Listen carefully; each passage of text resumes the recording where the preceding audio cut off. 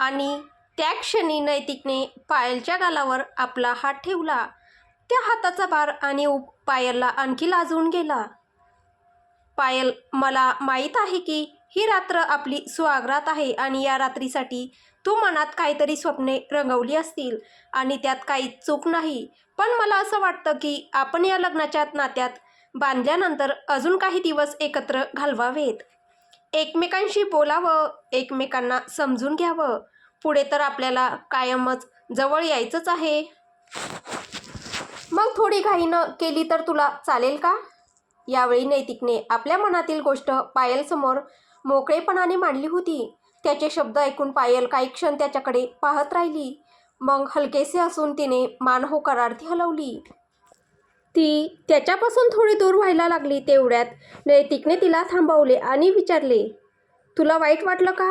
तू रागावलीस का? जर हे तुला मान्य नसेल तर? मला मान्य आहे नैतिक. मी फक्त हेच विचार करत होते की एखादा माणूस इतका चांगलाही असू शकतो. पायलने हसत हे म्हटले तेव्हा नैतिक तिला आश्चर्याने पाहत राहिला. तुम्ही नातू म्हणूनही चांगले आहात, भाऊ म्हणूनही चांगले आहात, वडील म्हणूनही उत्तम आहात आणि आता पती म्हणूनही तुम्ही मला भावून गेलात.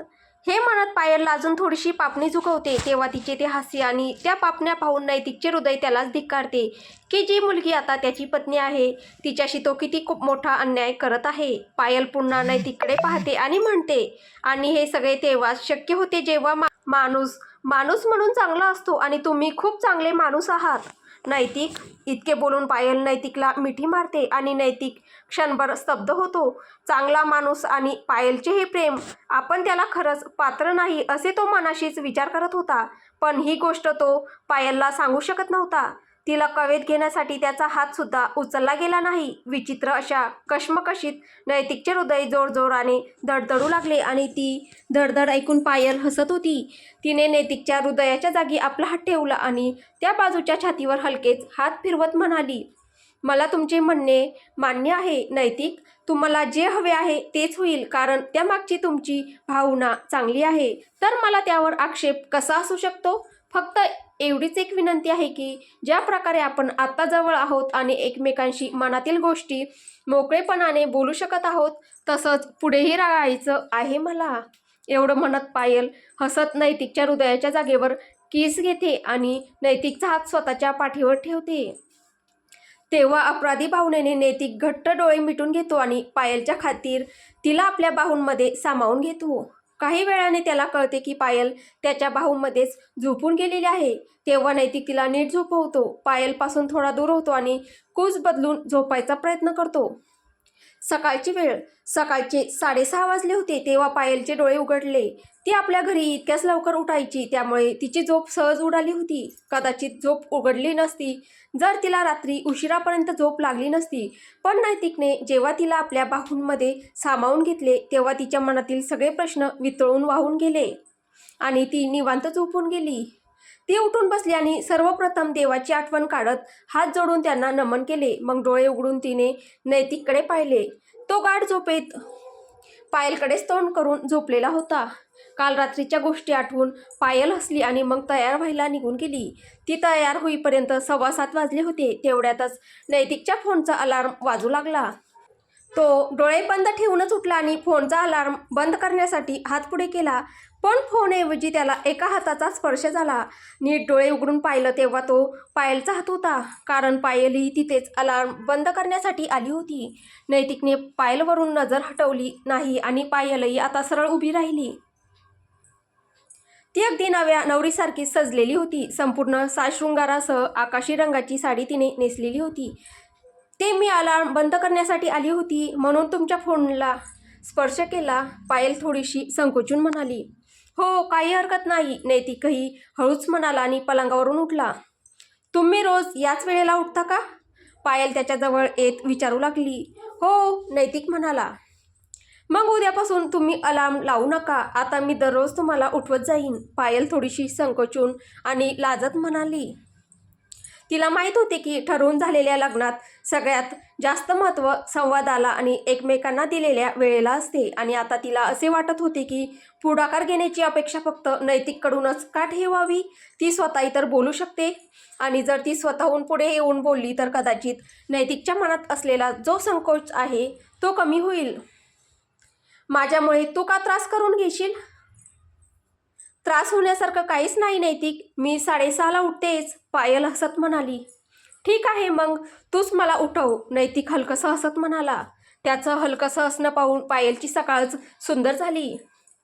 ठीक आहे नैतिक, तुम्ही तयार व्हा, मीही खाली जाऊन पूजा करून येते. ठीक आहे, नैतिकने ठीक आहे म्हटल्यावर पायल तिथून जायला निघाली आणि नैतिक बाथरूमकडे वळला.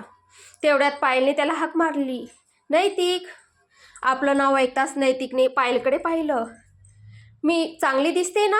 पायलने नैतिककडे पाहत हसत विचारलं. तू खूपच छान दिसतेस, नैतिकही हसत म्हणाला.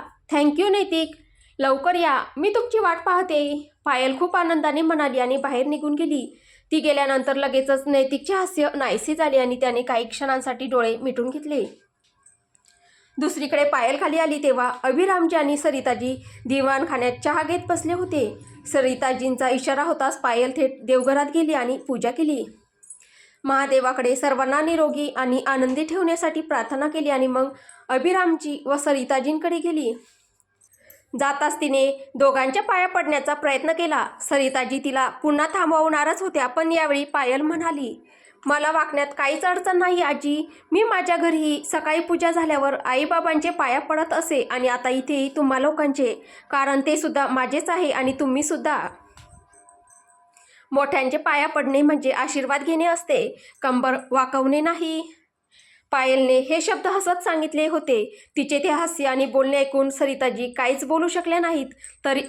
तर अभिरामजी पायलच्या बोलण्याने खूपच आनंदी आणि प्रभावित झाले होते.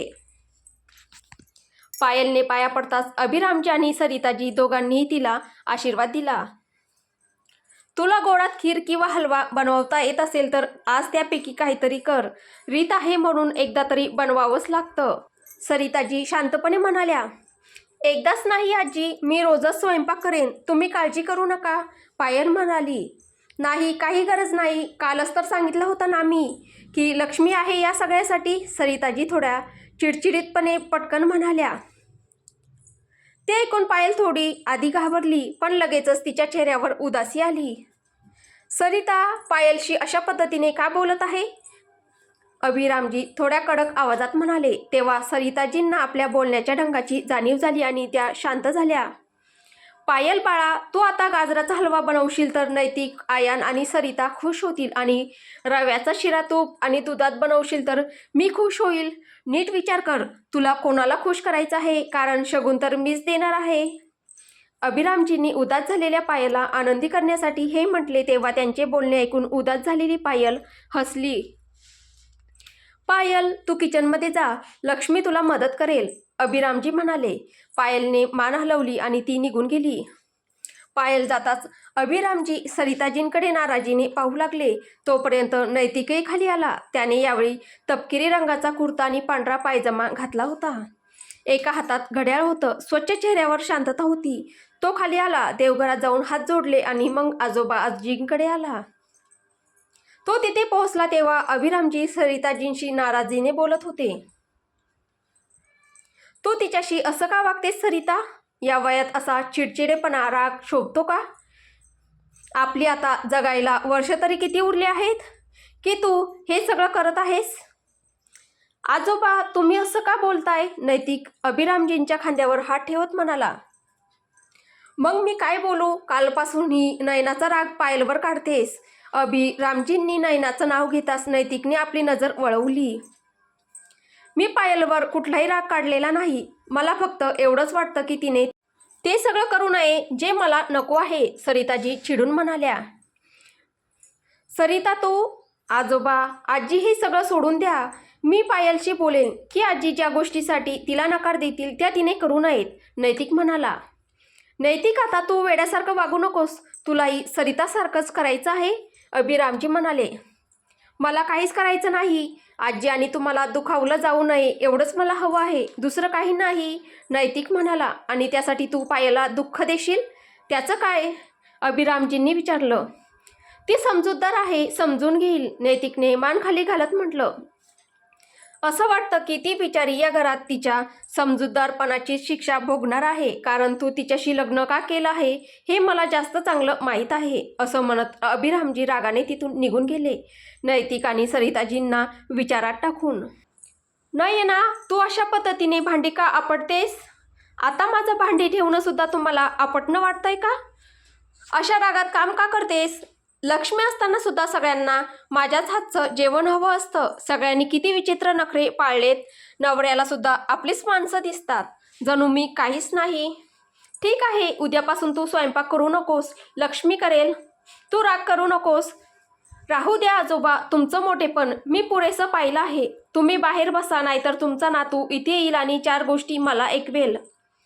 नाही ना, आजी किंवा आजोबांवर आपली चिडचिड काढू नकोस. तुला स्वयंपाक करायचा नसेल, कुठलंही काम करायचं नसेल तर सरळ नकार दे, कोणीही हट्ट धरणार नाही, पण राग दाखवत काम करू नकोस. बरं आहे मग, तसं असेल तर काहीच अडचण नाही. आणि हो, रश्मीलाही सांगून टाका की काही खायचं मन झालं तर लक्ष्मीलाच सांगावं, मला नाही. मी इथे फक्त स्वयंपाकघर आणि घरासाठी आलेली नाही, मीही नोकरी करते. मी तर तुला नोकरीसाठी नकारच देतोय ना, ते यासाठी की मी घरात बसून काम करत राहावं? मी हे सगळं करणार नाही. आजपर्यंत कुणी तुला घरकाम करायला सांगितलेलं नाही. लग्न करून आल्यानंतर तूच म्हणायचीस की सगळं मी सांभाळून घेईल. मग आता काय झालं? झालं असं की आता माझ्याकडून नाही होणार. मी माझ्या नोकरीकडे लक्ष देईन, बाकी लक्ष्मी आहेच. ठीक आहे, तुझ्या मर्जीनुसार कर. फक्त आजी आजोबा आणि रश्मी या सगळ्यांशी प्रेमाने बोलत जा, विशेषतः रश्मीशी. ती तुला खूप मानते, तुला आपली मैत्रीण समजते. तिच्याशी तुझा उद्धटपणा किंवा तुझा राग मी सहन करणार नाही. आणि तिच्यासाठी तुम्ही जी ही एवढी काळजी दाखवता ती मी सहन करू शकत नाही. ती तुमची बहीण आहे तर मीही तुमची पत्नी आहे. माझा हक्क तुमच्यावर जास्त आहे. मी तुमच्यावर इतकं प्रेम करते, तुमच्यासाठी सगळी कामं करते. ते काहीच दिसत नाही का तुम्हाला? मी कधी नकार दिला आहे का त्याला? पण तू बाकी सगळ्यांशी रुसून राहशील, उद्धटपणे वागशील तर ते मी थोडंच सहन करणार आहे. माझ्या बहिणीवर मला जेवढं प्रेम आहे तेवढंच कायम राहील. त्यात तू हक्काची गोष्ट का आणतेस?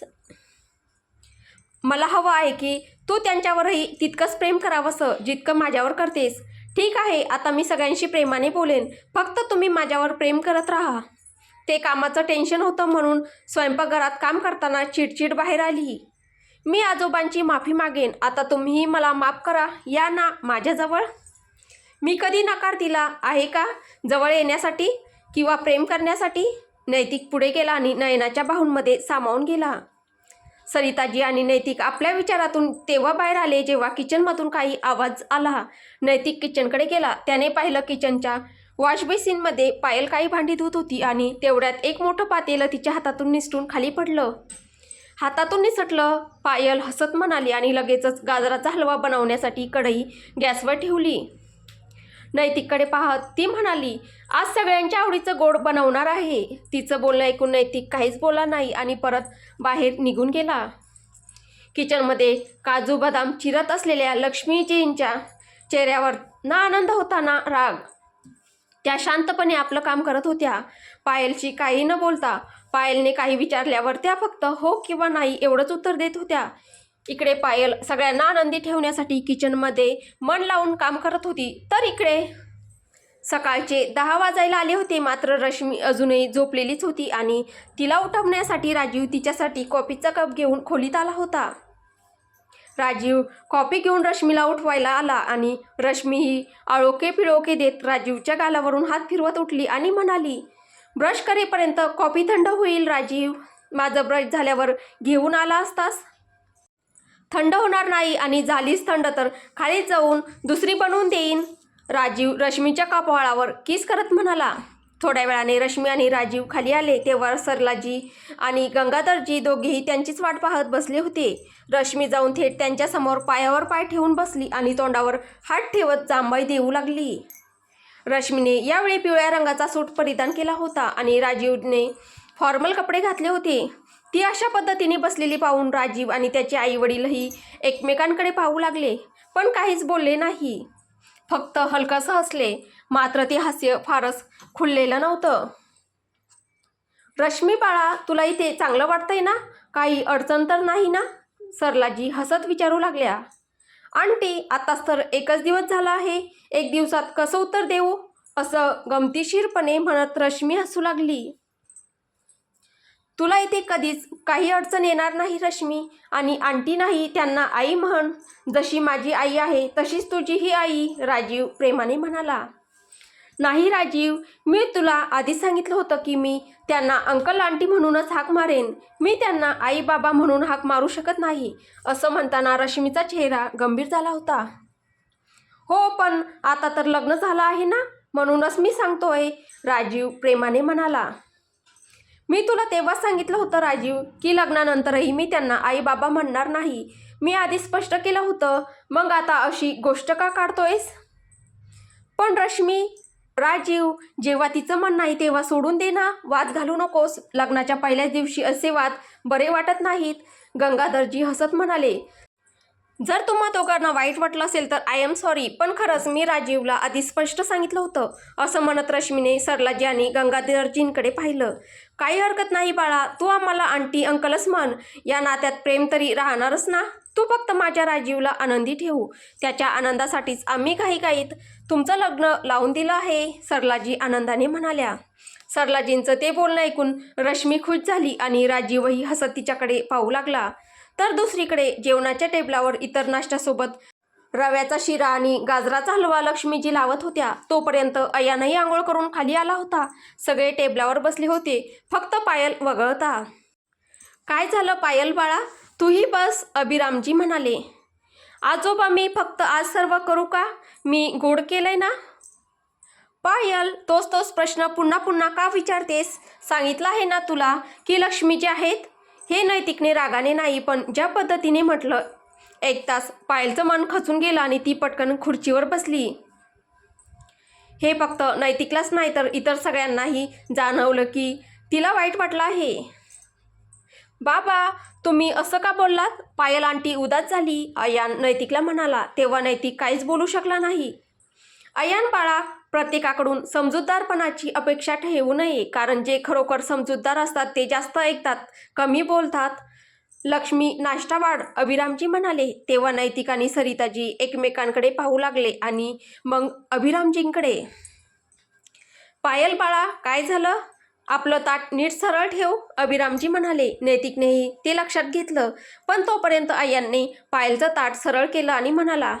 पायल आंटी, मला माहीत आहे तुम्ही उदास आहात, पण आता तरी खा प्लीज, आणि थँक्यू, तुम्ही गाजराचा हलवा बनवला. अयान हसत म्हणाला. आणि थँक्यू, रव्याचा शिराई बनवला, नाहीतर शगुन रद्दच झाला असता, अभिरामजी हलकसं हसत म्हणाले. तेव्हा अयान आणि अभिरामजींसाठी पायल हसली. यानंतर लक्ष्मीजींनी तिच्या ताटातही नाश्ता वाढला, पण जेव्हा त्या हलवा ठेवायला गेल्या तेव्हा पायलने नकार दिला. काय झालं, नकार का देतेस? सरिताजी म्हणाल्या. मला गोड आवडत नाही, पायलने सरिताजींना सांगितलं. तिचं बोलणं ऐकून सगळे चकित झाले. तुला गोड आवडत नाही म्हणजे अजिबातच नाही? सरिताजींनी पुन्हा विचारलं. नाही, तसं चॉकलेट केक आवडतो, तोही कमी गोड. चॉकलेट केक शिवाय काहीच नाही, पायल म्हणाली. मग पायल आंटी, जेव्हा मी तुम्हाला तुमच्या घरी गोड खाऊ घातलं होतं तेव्हा तुम्ही का खाल्लं? अय्यांने निरागसपणे विचारलं.